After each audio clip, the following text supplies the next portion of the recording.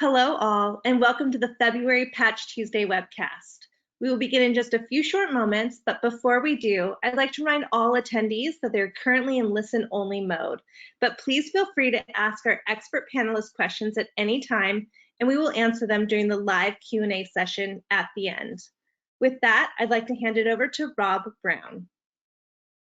Thank you very much, Heidi, and a very warm welcome to everyone today on a very cold day here in the United Kingdom. Thank you for joining us for the February Patch Tuesday.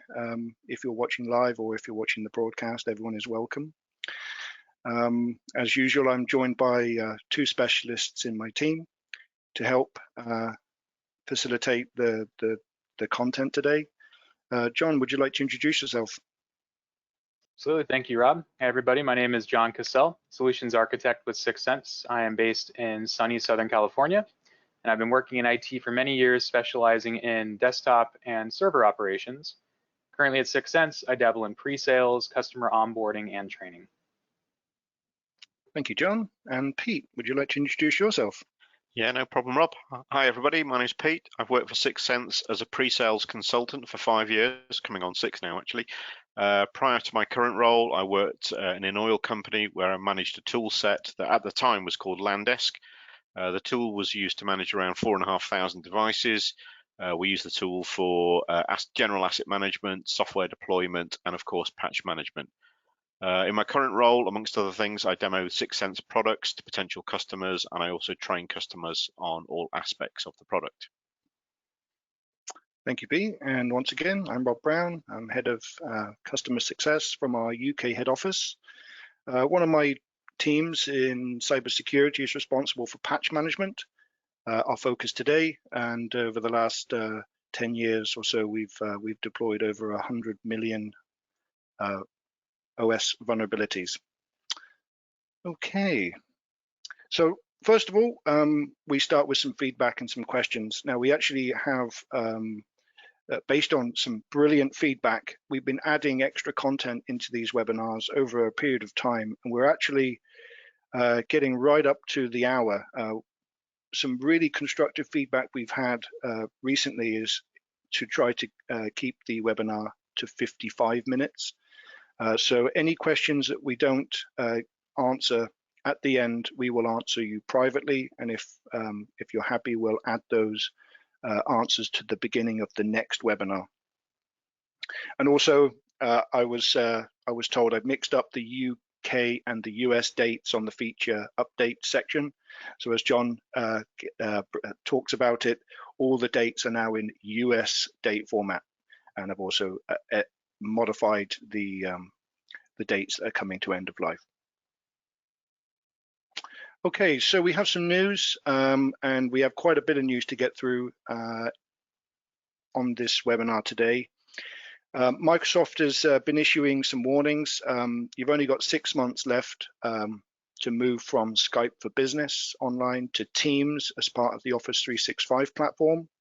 There's actually a trend on this slide, which you'll start to see in 6 months' time, that Skype for Business will become obsolete, and at which point Microsoft may stop supplying updates for it, in particular the security updates.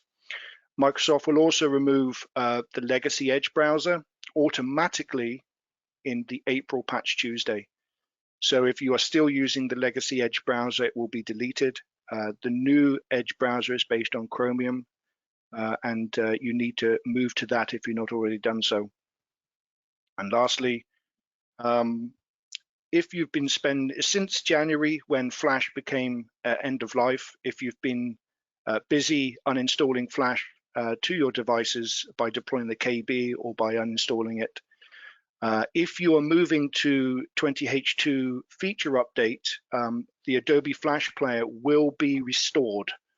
So as you've been removing Flash Player and then upgrading to this feature update, you'll find Flash Player is back.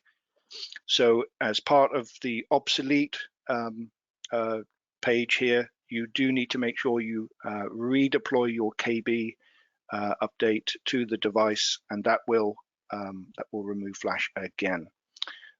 any obsolete software is a particular risk, especially if the vendor does stop supplying security updates for it. We also have 2 0 days to talk about. I won't mention it in much detail. I know John has got a brilliant slide for us, but Google Chrome and Adobe Reader, the Adobe Reader was weaponized, so it's highly important that you actually target those. And we're going to talk about the net logon. Now, last year we brought the first part of the net logon domain control enforcement patch. There is a new patch. When you install 1472, it will enable this by default, and it is critical that you prepare your environment for it first. To do that, I'm just going to take you straight to the Microsoft site. So if you're on the Microsoft website and you Google this CVE, the 1472 on the Microsoft blog, what it's saying is that they're reminding customers that with this patch, it will automatically enforce the domain controller automatically. This will block vulnerable connections from non-compliant devices. So it's very, very important that you check your devices for non-compliancy before you enforce it. I don't know if there's actually a rollback. The only rollback may be to restore your server. DC enforcement requires that all Windows and non-Windows devices use secure RPC with NetLogon secure channel, unless customers have specifically allowed the account to be vulnerable by adding an exception for the non-compliant device. This is the recommendation in this order. You update your domain controller with the patch from last year. Find your devices that are making vulnerable connections by monitoring the event logs on those devices. A vulnerability scan would be really useful if you have one. Address any non-compliant devices by either upgrading those or making an exception, and then enable that patch by installing the 1472. That 1472 is a really important patch. So please make sure you follow that order. Don't install this patch on your servers until you've completed those steps. Otherwise, your Windows that do not meet that certification could fall off the network. And also we have 6 Intel microcodes. Now we talk about microcodes quite a bit. They're the CPU updates that Microsoft are providing for Intel equipment. I actually think we should probably have a highlight in these webinars about the Intel microcodes. They're really interesting. They are specifically for Intel though, but they are very, very important. So please make sure that you've installed all of those as well. John, would you like to take us through the third parties you've been looking into? Yes, thank you very much, Rob. Before I jump into it, I mention this every single time. Third-party updates are just as important as operating system updates, of course, to remedy potential vulnerabilities. Since last month, many updates have been released to resolve various issues. One was just mentioned. The reason I want to mention first because it's the highest priority. Adobe just released a number of security updates for multiple versions of Acrobat Reader across Windows and macOS devices, as well as a number of other products. These updates address multiple critical and important vulnerabilities. The highest priority critical bug is CVE 2021-21017, and it has been exploited in limited attacks, according to Adobe's Tuesday advisory. And it's related to a heap-based buffer overflow flaw. Adobe stated that successful exploitation could lead to arbitrary code execution in the context of the current user. This round of updates applies to Acrobat Reader DC versions 2020.013, 20074 and earlier, Acrobat Reader 2020 versions 2020.001, 30018 and earlier, as well as Acrobat Reader 2017 versions 2017.011, 30188 and earlier. And all these apply to Windows and macOS devices. Adobe also resolved a total of 23 CVEs overall within Acrobat and Reader, including 17 critical severity CVEs, with most of the critical flaws allowing for arbitrary code execution. They mark these updates as priority 1, meaning they resolve vulnerabilities being targeted or which have a higher risk of being targeted by exploits in the wild for a given product version and platform. Adobe recommends administrators install the update as soon as possible, which they encourage even on their advisory, specifically within 72 hours. Adobe also issued patches for 7 critical vulnerabilities in Magento, its e-commerce platform. The update here is a priority level 2 from Adobe, and they state it resolves vulnerabilities in a product that has historically been at elevated risk. And lastly, for Adobe, they patched critical severity flaws in Adobe Photoshop, Adobe Animate, and Adobe Illustrator. However, these updates came with a priority level 3 rating, or ranking rather, meaning these are products that have historically been a target for attacks according to their advisory. It goes without saying, if any of these Adobe products apply to you, you should update as soon as possible. Google Chrome has also received a number of updates for Windows, Mac, and Linux over the past few weeks. Since last month, on January 19th, Google released an update resolving a total of 36 security fixes, including insufficient policy enforcement in CryptoHome, multiple use after free flaws, insufficient data validation and file system API, as well as many others. Earlier this month, Google released another version resolving 6 security fixes, ranging from critical to medium severity. And this includes more use after free flaws, heap buffer overflows, and inappropriate implementation in the Skya graphics library. 2 days later again, Google released another update resolving a high severity heap buffer overflow vulnerability. It's safe to say that with this amount of updates in just a couple of weeks, if you're running Google Chrome or any other Chromium-based browser, you should definitely update as soon as you get a chance. Most of them are set to update themselves, but definitely very important to check, and if not, update yourself. Mozilla Firefox and Thunderbird have also received multiple updates since last month. Firefox version 85 was released in the end of January, resolving a number of high, medium, and low severity vulnerabilities, as well as introducing new features and improvements. Firefox now protects from supercookies, which I thought was great, a type of tracker that can stay hidden in your browser and track you online, even after you clear your cookies. By isolating supercookies, according to the Firefox release notes, Firefox prevents them from tracking your web browser from one site to the next. Mozilla also claims it's easier than ever to save and access bookmarks, as well as the password manager now allows you to remove all of the saved logins with one click. And since late January, Firefox has already released 2 additional version updates from 85 to 85.0.1 to 85.0.2. However, with 85.0.1, they did resolve a critical vulnerability related to another buffer overflow and depth pitch. Buffer overflow and depth pitch calculations for compressed textures, and this does only affect Windows devices. So don't worry too much about the Firefox updates if you're not running Windows, but if you are, and I would recommend either way, of course, to update, but you'll definitely want to make sure you get it if you are running Firefox on Windows.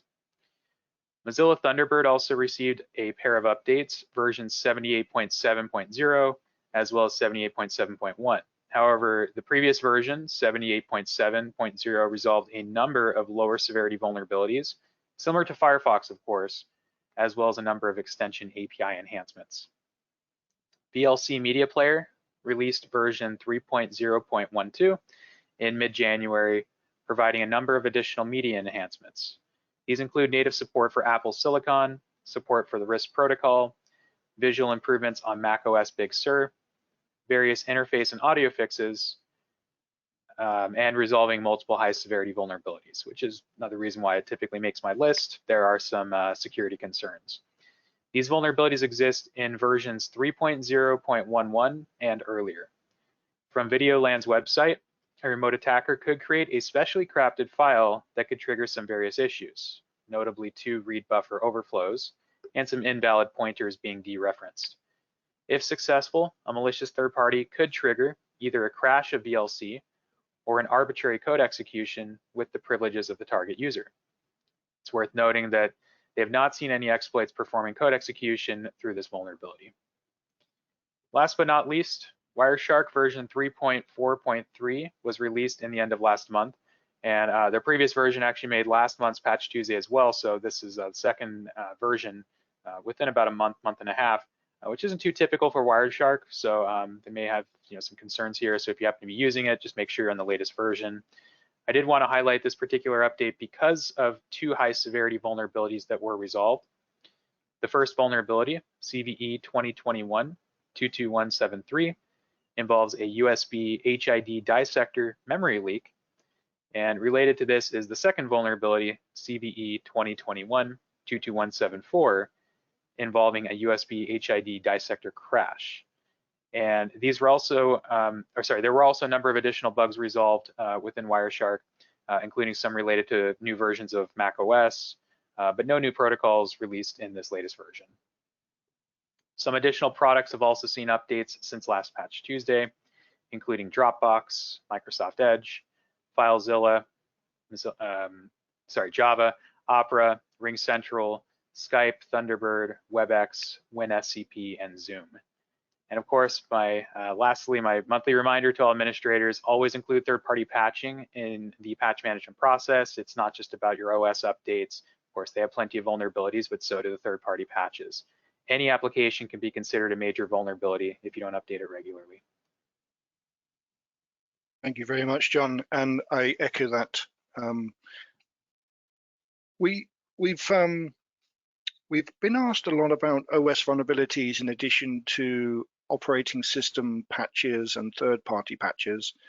And this week's highlight, Pete is going to talk about some of the vulnerabilities that we think you maybe should focus on outside of traditional patch management. So, Pete, do you want to let us know what you've been working on?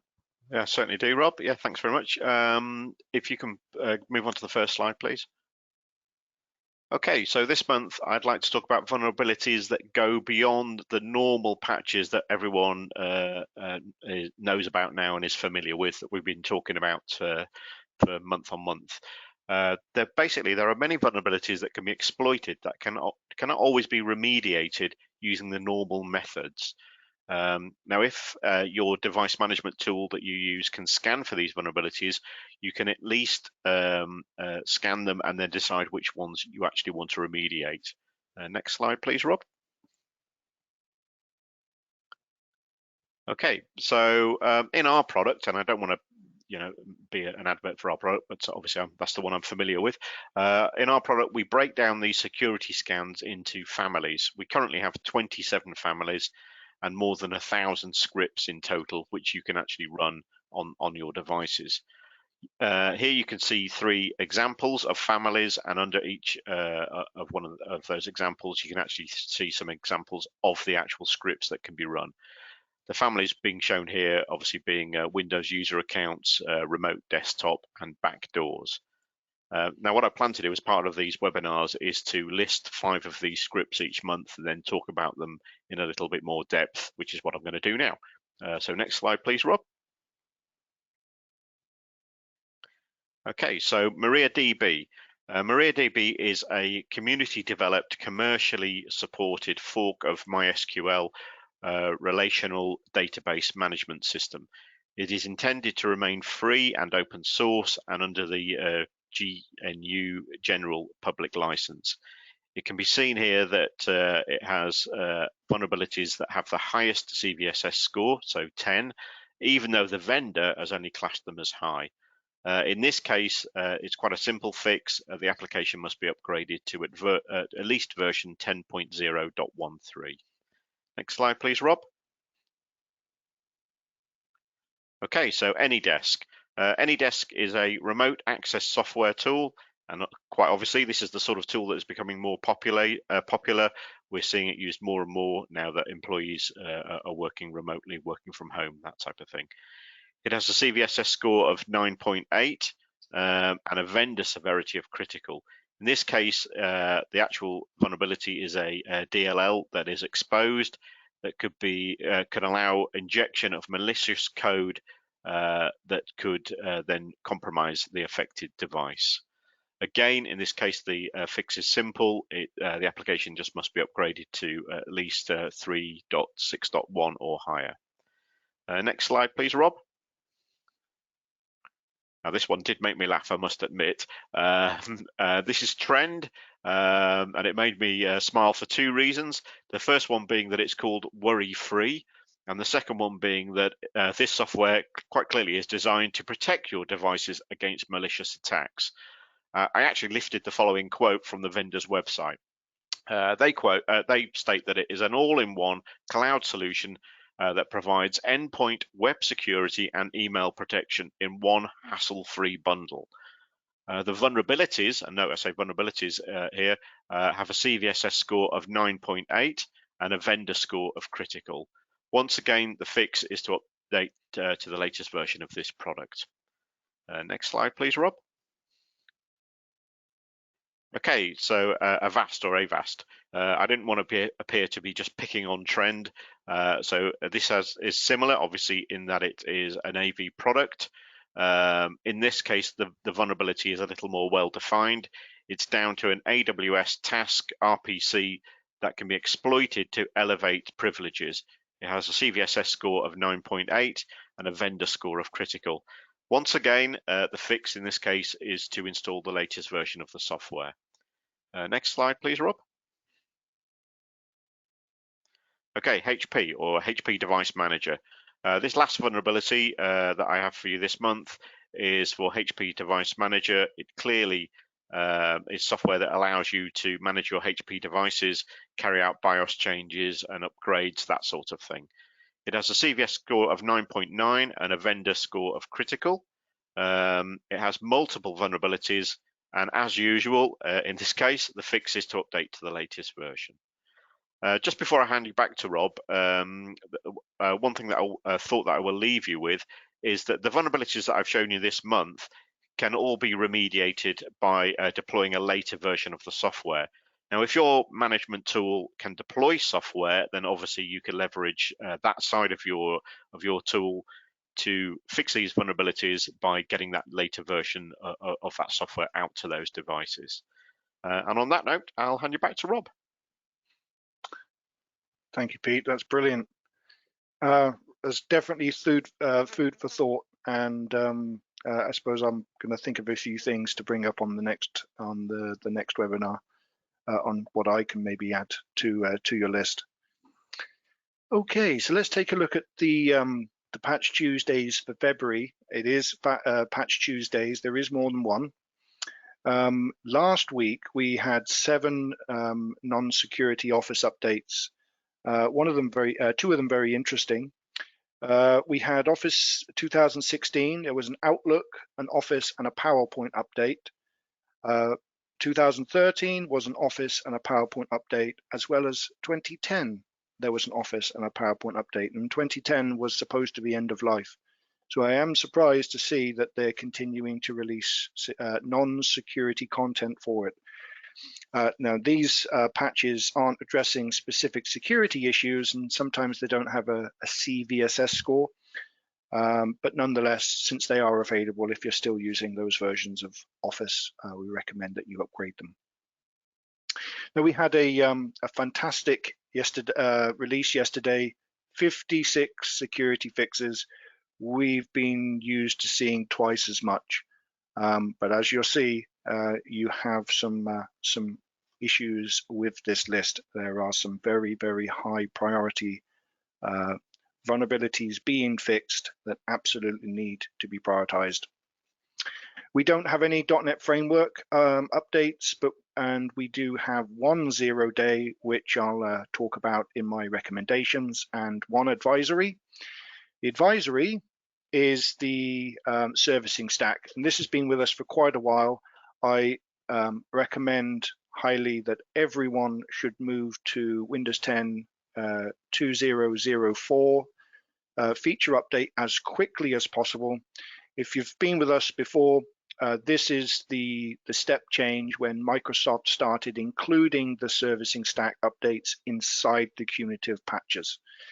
So you don't have to install the servicing stack separate.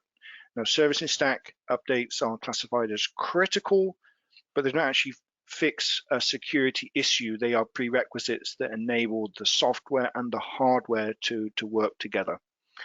It isn't just for Windows 10. Servicing stack updates are also for the OS, the server OS as well.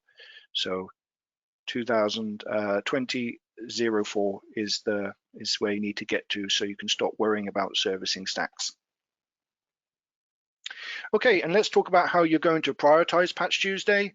We use 6 factors to rank every single vulnerability, and obviously the corresponding patch to resolve that. First, we use the vendor severity, which typically goes from critical to NA, critical being the highest severity. We use CVSS score, which is the independent score of that vulnerability, and that goes from 10 to 0, 10 being the highest.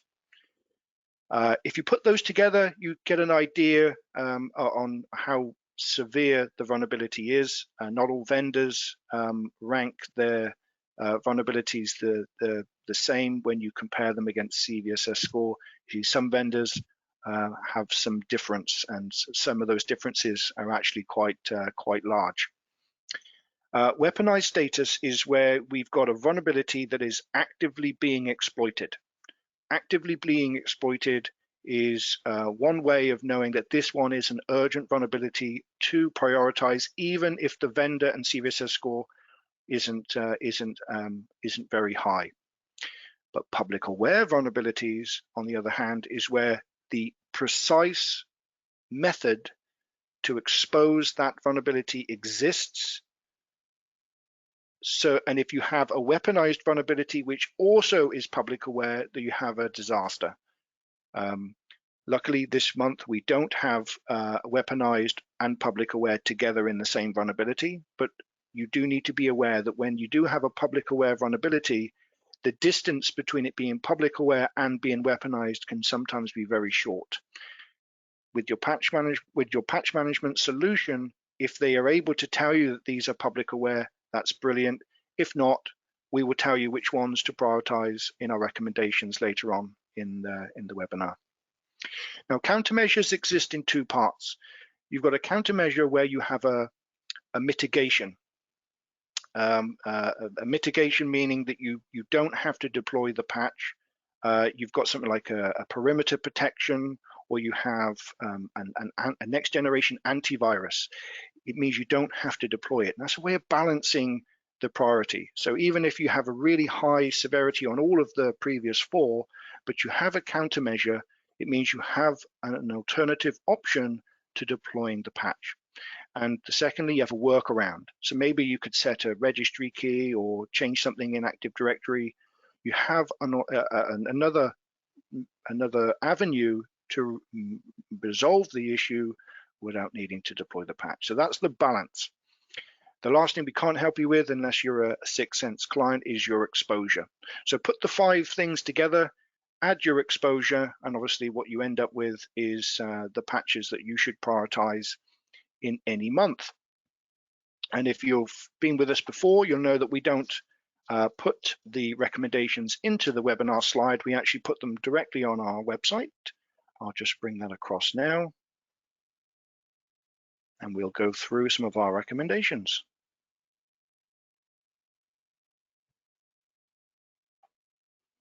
Okay, so as I mentioned, we have 56 vulnerabilities being resolved. What is interesting is 20% of these, 20% of these fixes are either weaponized, public aware, or extremely high CVSS scores. So 20%. That is actually something we've not seen for an awfully long time. We have a full spectrum of the Microsoft estate covered, from Windows to .NET Framework, Azure, all the way down to Skype for Business, as we mentioned earlier. And of these 56 vulnerabilities, 11 of these are critical, 43 are important, and 2 are moderate. Now, we put them on the site. Here we have syxsense.com/news. If we have a direct page for Patch Tuesday, we actually load a lot of other material there as well. If you want, if you're not a Syxsense client, but you are using another tool set, any tool set, we have a white paper to give you some hints and tips on how to best use how to design a strategy regardless of your tool set. It's more important that you patch than not. And if you have any questions, of course, you can use the techies down here. And you can ask any questions and they can get back to you, or they can ask somebody else to reach out to you. Now, you don't have to come to this site every single week. You can just subscribe, put your details in here, and we'll send you an email every time we put up one of these new articles. Now, as I mentioned, there are 56 vulnerabilities resolved. If you are using Windows 7, there is a new year, as you know, Windows 7 year 2 starts. So if you in year 1, you have to relicense all of your Windows 7 machines with year 2, and then you can get the new patches which have been released yesterday. 2 of those are critical, 3 are important. Of the ones that are important, 1732 is actually a Win2K vulnerability. That title is wrong. But the bug was exploited after attackers gained access to a Windows system in order to obtain system-level access. This vulnerability has already been weaponized. This is the weaponized one I mentioned, and it's being recommended at the very highest level. So the Cybersecurity and Infrastructure Security Agency and some of the UK agencies here are actually saying that this absolutely must be prioritized. Now, interestingly enough, it only has a vendor severity of important with a CVSS of 7.9, but because it's weaponized, it's one of our top selections this month. If we look at the risk alert, that's the risk of the vulnerability to you. We look at the CVSS for that. We use the top 6 vectors that enable us to see how easy this could expose your environment. It doesn't mean that it's severe. It just means this is the risk of this vulnerability being exposed in your environment. Its attack vector is across any network, so that could be internet, local, or physical. The attack complexity is low, so it's not too difficult to actually attack those systems, and it requires no privileges and no user interaction. So it's pretty serious. So if that vulnerability is weaponized, it can be done so across the internet super easily. Second one is 26701. It is a .NET Core and Visual Studio vulnerability. The vulnerability exists due to insufficient validation of user-supplied input in .NET Core.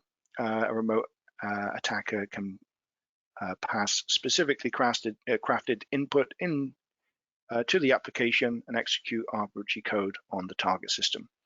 This is rated critical with a CVSS of 8.1, and as I mentioned earlier, this is one of the public aware vulnerabilities. It's not weaponized yet, but that distance between public and weaponized can be very short.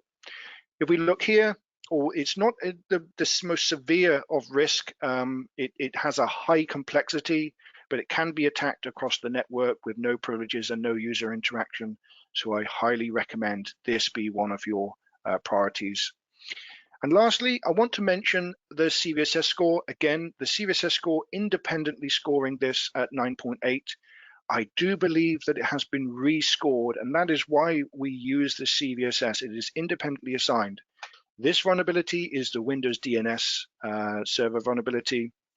This patch fixes a bug in Windows DNS that could allow remote code execution on affected systems, and it's also wormable from one DNS server to another, and exists due to insufficient validation of user-supplied input in Windows DNS server. This one was issued last night at 9.8. I think it's come down to 8.8. But nonetheless, it should be highly prioritized. It is not weaponized and it is not public aware right now, but because of its original CVSS score, it is one of my top 3. It can be exposed over the network with low attack complexity, no privileges, and no user interaction. Now, as I mentioned, the entire Patch Tuesday was ranked with our factors. We use them here. You can take a copy of this. We add in every one of these the CVE number. Anything that says Syxsense recommended, you can pop that CV into your tool set and make sure that you are deploying this as a priority. I also invite my team to come up with a selection. John, I think you've got one you'd like us to talk about today. Yeah, thank you, Rob. The update that I chose is CVE, or rather the update is to resolve vulnerability of CVE 2021 24072. Excellent. Yeah, this is for Microsoft SharePoint Server remote code execution vulnerability.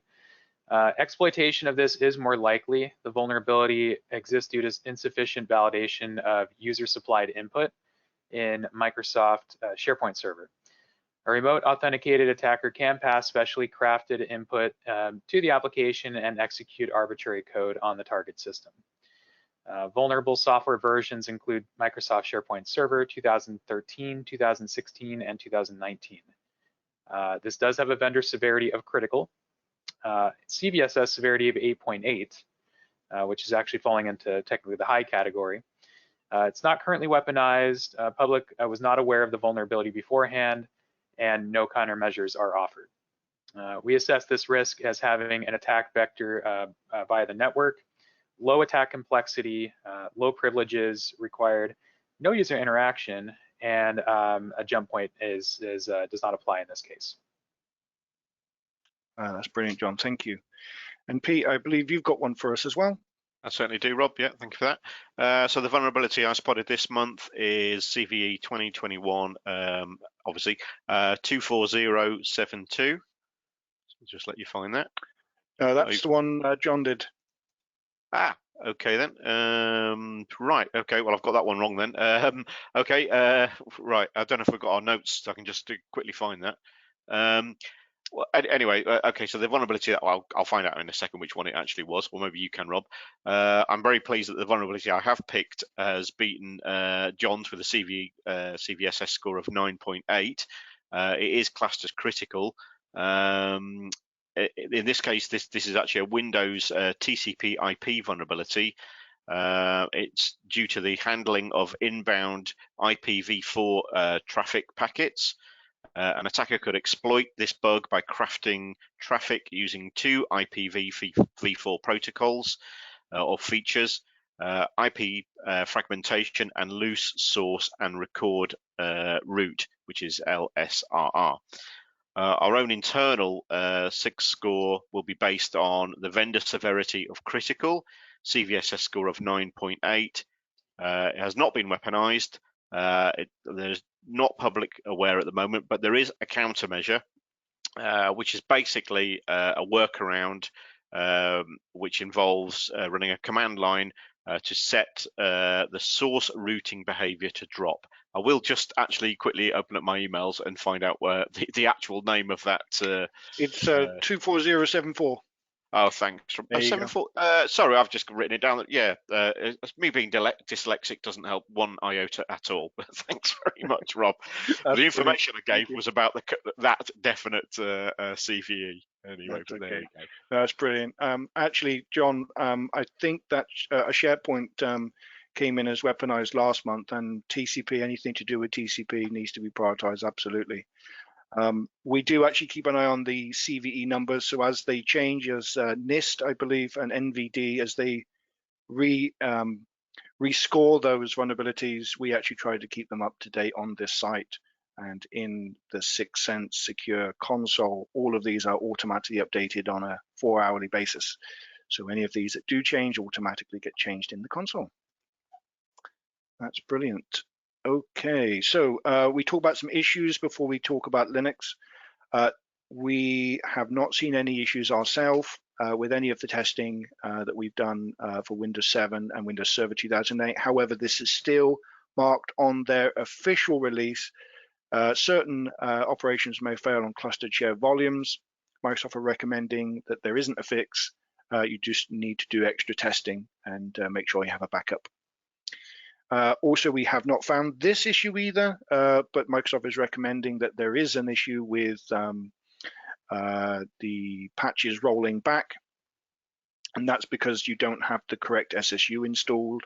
As we said, go to 2004 and the service stack updates will automatically be included. And lastly, if you're using, you may have an issue with the Japanese input method editor. They're still working on it and they haven't fixed it. I think this has been in our slide deck for about 3 or 4 months now. They're still working on a solution.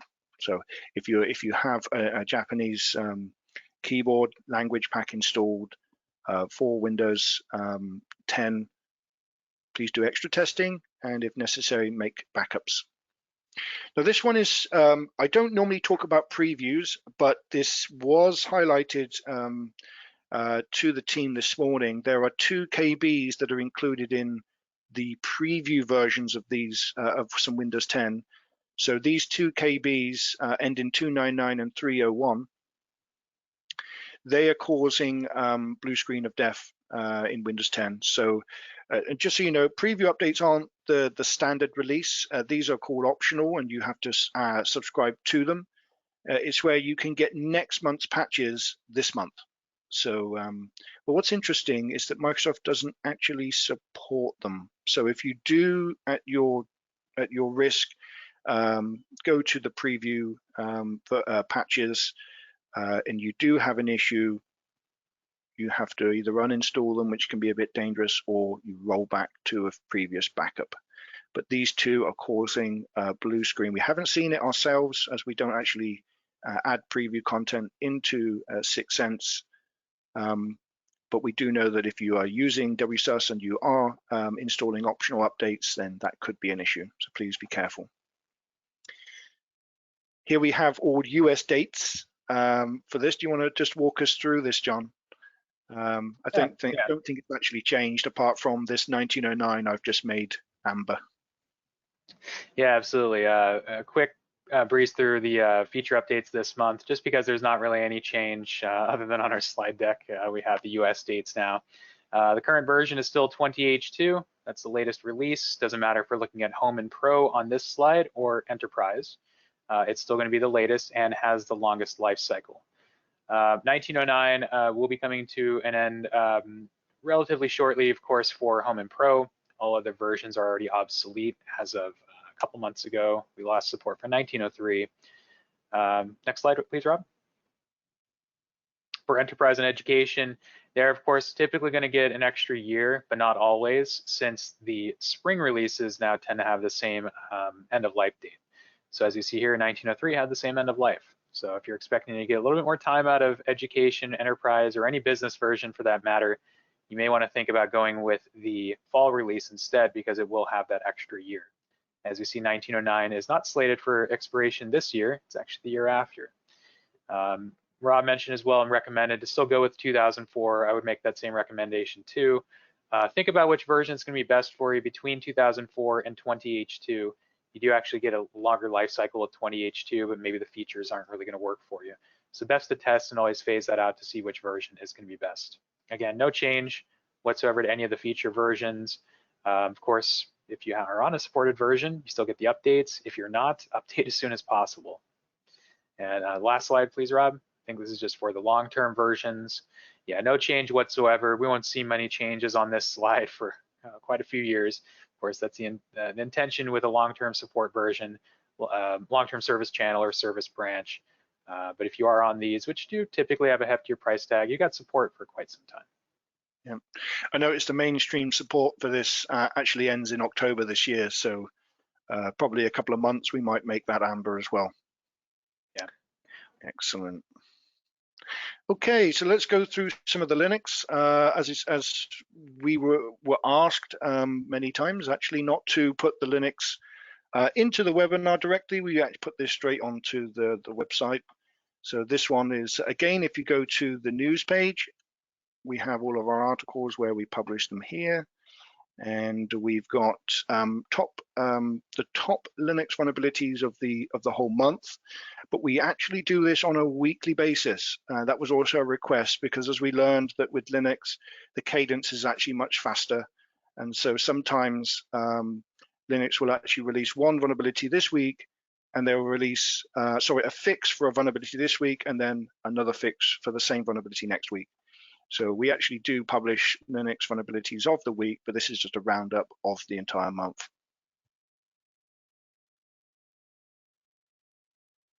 Would you like me to go through some, Rob? Yeah, if you'd like to. Sure. Of course, when we look at the Linux updates, it's going to be a little bit different when looking at Microsoft releases because we're looking at different vendors and manufacturers here. Just to give a quick go through on some of these particular updates, the highest severity, and these are sorted by severity. Highest would be Linux AMI Security Advisory for Samba Net Logon on Amazon Linux and Red Hat. The vendor severity does match the industry severity here, which is not typically what we see, but it's great to see that this has occurred for this one, which increases the priority even more so. Vendor severity of critical, CVSS score of 10.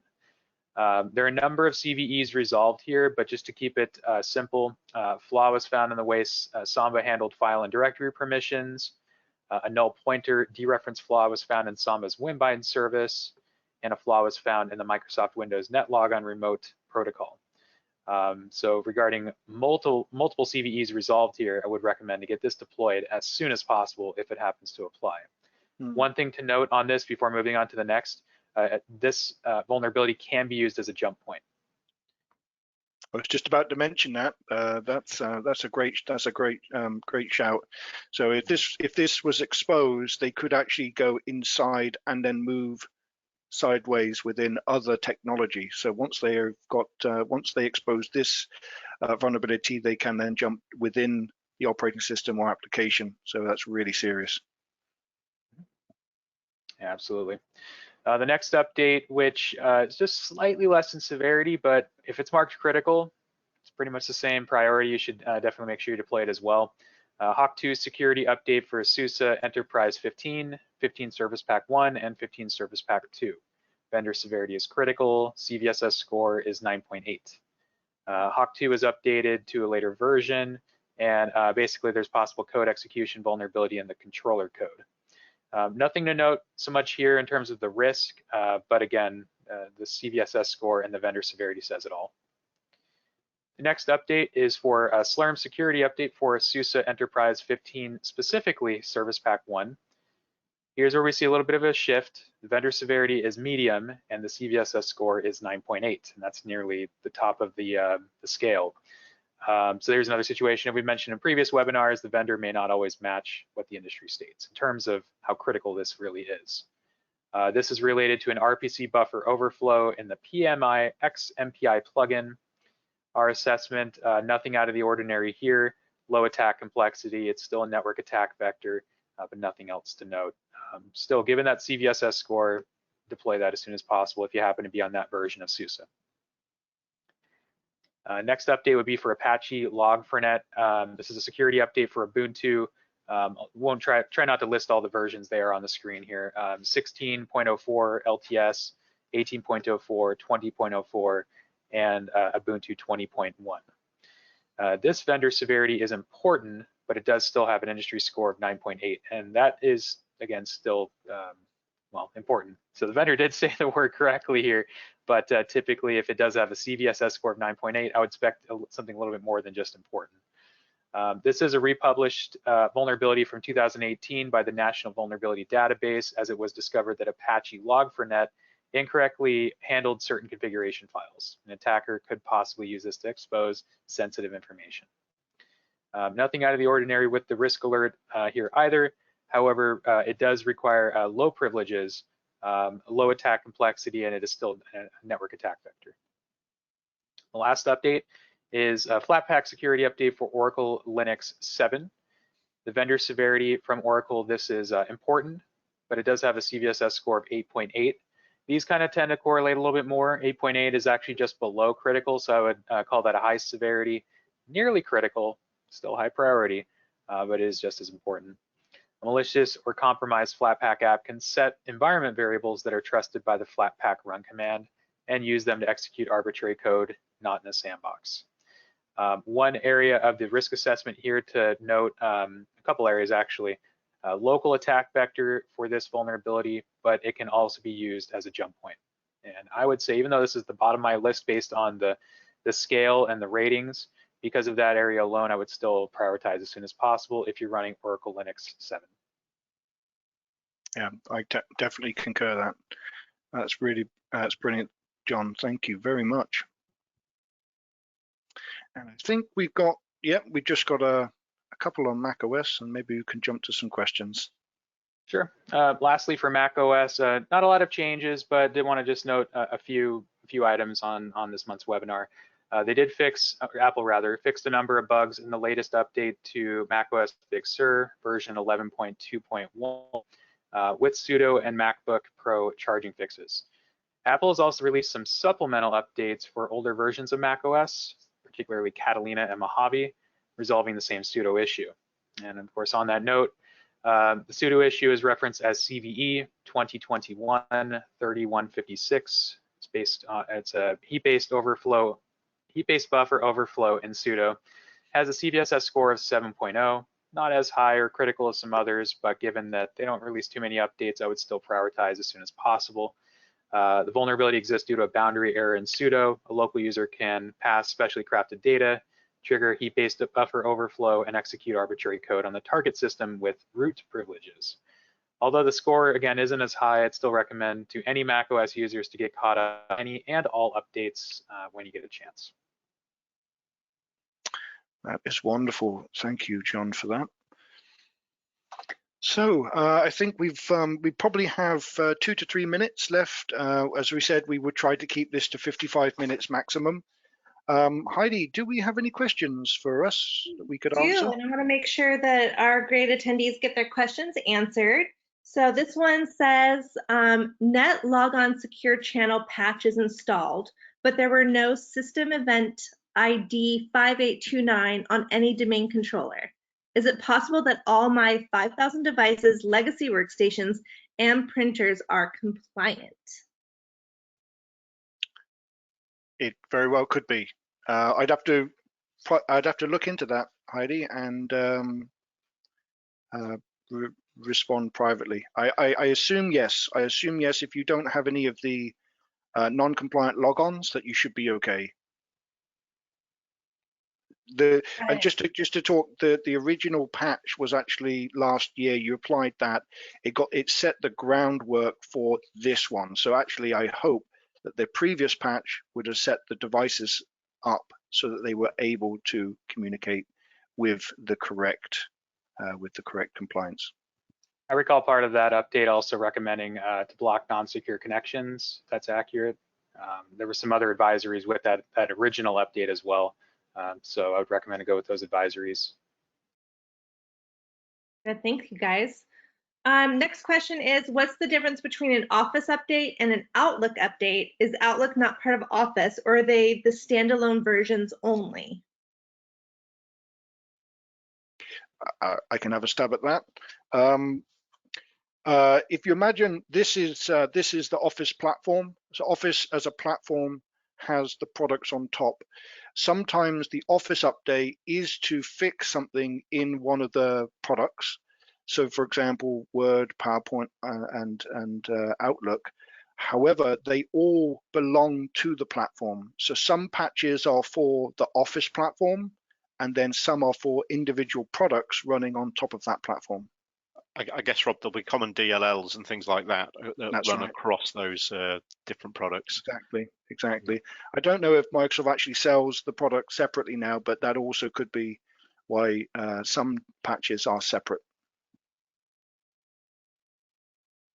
All right, guys. Well, that puts us really at the end of the webcast. There were a few more questions, but I suggest we take those offline and reply privately to them.